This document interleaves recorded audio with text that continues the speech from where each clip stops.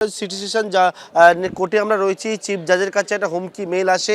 এই যে আদালত, সেই আদালতের ছবিটা আমার সহকর্মী শান্তনু দত্তকে দেখাতে বলবো।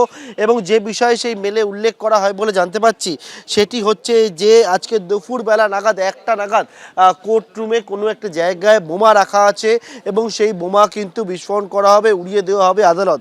এবং এই রকম একটা ভয়ঙ্কর মেল দেখার পরবর্তীকালে সঙ্গে সঙ্গে এখান থেকে লালবাজার কন্ট্রোল রুমের কাছে গোটা বিষয়ে খবর গিয়ে পৌঁছায়। সেখান থেকে হার্টস্ট্রিট থানার পুলিশ, অন্যদিকে লালবাজারের বিডিএস টিম তারা এসে পৌঁছায় এবং সেই বিডিএস টিমের মধ্যে বম ডিটেকশন স্কোয়াড যখন আসে এবং আসার পর বম ডিটেকশন স্কোয়াডের সদস্যরা তারাকে দীর্ঘক্ষণ ধরে প্রথমে সিটি সেশন কোর্ট এবং তার পরবর্তীকালে ব্যাংশাল আদালত, সেই ব্যাংশাল আদালতে অর্থাৎ সামনে সিএমএম কোর্ট যেটি রয়েছে সেই সিএমএম কোর্টে তারা তল্লাশি করে এবং সেই তল্লাশি করার পরবর্তীকালে কিছুক্ষণ আগে যে টিম ছিল সার্চ অপারেশন করছিল সেই টিম কিন্তু বেরিয়ে গেছে এবং তারা জানিয়েছেন যে কোনো কিছু সন্দেহজনক কিছু পাওয়া যায়নি এই সিটি সেশন কোর্ট বা ব্যাংশাল আদালত থেকে।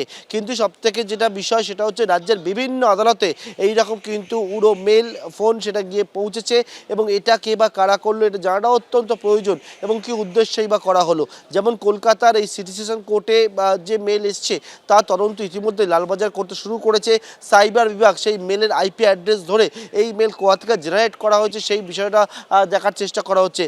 হঠাৎ কোর্টে একটা মেল এসছে যে মেলে বলেছে যে কোর্টের কোনো জায়গায় বম রাখা আছে এবং এই রাখা থাকার ফলে যেটা 1টা বা 1টার কাছাকাছি দুপুর 1টার কাছাকাছি বাস্ট হতে পারে। আমরা মেলটা দেখিনি, তো আমাদের কোর্টে যারা আধিকারিক আছেন, রেজিস্ট্রার সাহেব আছেন এবং অন্যান্য জজ সাহেবরা যারা আছেন তারা সঙ্গে সঙ্গে স্টেপ নিয়েছেন এবং হেয়ার স্ট্রিট থানায় যোগাযোগ করেছেন এবং হেয়ার স্ট্রিট থানা থেকে লোক এসেছিলো। আমরা দেখলাম সব জায়গায় সার্চ করলো ওদের BDS team, bomb disposal squad team, সব সার্চ করে যেটা শুনতে পারলাম যে কিছু পাওয়া যায়নি এবং কোথাও ইমেলে বোমা থাকার খবর জানানো হয়, কোথাও আবার একেবারে ফোন করে বোমা মেরে উড়িয়ে দেওয়ার কথা বলা হয়। যেমন আসানসোলের ছবি আপনাদের সামনে রাখবো, আসানসোল আদালতেও বোমাতঙ্ক, এক্ষেত্রে আবার উড়ো ফোনের জেরে বোমাতঙ্ক। কোর্টরুম ছেড়ে বেরিয়ে যান আইনজীবীরা। দেখতে পাচ্ছেন সেই সময়ের ছবি যখন স্লিপার ডগ দিয়ে তল্লাশি চালানো হয়।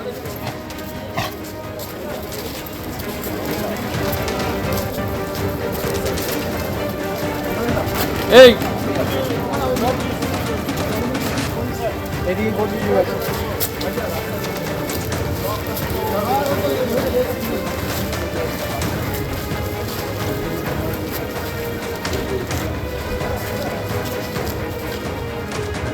দেখুন, এটা একটা মেবি এ হোক্স কল। আমি বলছি মেবি এ হোক্স কল, কিন্তু 11:30টার সময় চিঠিটা এসছে আমাদের কাছে যে এখানে কোনো একটা অর্গানাইজেশন যারা বলছে যে আমাদের কাজটাকে ডিস্টার্ব করার জন্য এখানে নাকি অলরেডি কিছু এক্সপ্লোসিভ ওরা প্ল্যান্ট করে রেখেছে।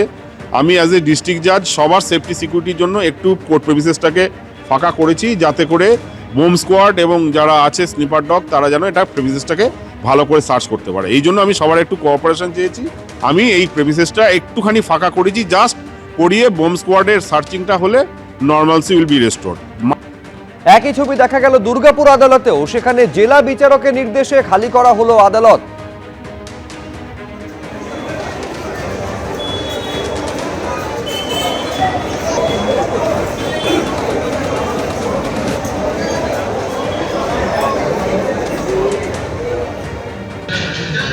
দুর্গাপুর মহকুমা আদালতেও বোমাতঙ্ক আমরা দেখতে পাচ্ছি যে এই জাজ যারা রয়েছেন বা অন্যান্য যারা আইনজীবী রয়েছেন, দেখাবো আইনজীবীরাও সকলে কোর্ট থেকে চলে যাচ্ছেন এবং এই কোর্ট করিডোর কিন্তু ফাঁকা করে বেরিয়ে চলে যাচ্ছেন বাইরে। এই বাইরে যাওয়ার যে রাস্তা, বাইরে বেরিয়ে যাচ্ছেন আইনজীবীরা, যারা ল ক্লার্ক তারা এবং কোর্টের যারা কর্মী রয়েছেন তারাও। এই দুর্গাপুর মহকুমা আদালতেও বোমাতঙ্ক যে খবর এসছে তাতে যারা ডিস্ট্রিক্ট জাজ তার কথা মতো এখানে কিন্তু আইনজীবীরা এই মহকুমা আদালতের যে এজলাস বা কক্ষ ছেড়ে বাইরে চলে যাচ্ছে। এখানে পুলিশের তরফ থেকেও কিন্তু এখানে সেই কথা জানানো হয়েছে, এই জায়গায় সার্চ হবে যে এরকম কিছু আছে কিনা। যেটা আসানসোল জেলা আদালতে যে ঘটনা ঘটেছে সেই একই জিনিস কিন্তু দুর্গাপুর মহকুমা আদালতেও। ক্যামেরা বিজনদের সাথে মনোজ বন্দ্যোপাধ্যায়, এবিপি আনন্দ, দুর্গাপুর, পশ্চিম বর্ধমান। এটা খবরটা এলো প্রথমে ছিল ডিস্ট্রিক্ট জাজ সাহেব, আমাদের আসানসোল ডিস্ট্রিক্ট কোর্ট জানেন আপনারা। ডিস্ট্রিক্ট কোর্টে একজন কেউ মেল করেছিল, মেল করার পর ডিস্ট্রিক্ট কোর্টের লয়ারদেরকে ওখান থেকে সরিয়ে দেওয়া হয়। আমাদের জজ সাহেবকে তারপর ওনারা জানাবার পর জজ সাহেবরা আমাদেরকে বলেন, আমরা সঙ্গে সঙ্গে সবাইকে ডেকে নিয়ে এসে বাইরে বার করেছি, তাদের নিরাপত্তার কথা চিন্তা করি। খালি করা হচ্ছে এবং বোর্ড স্কোয়াড এটা স্যানিটাইজার করার পর আবার কোর্ট চালু হবে।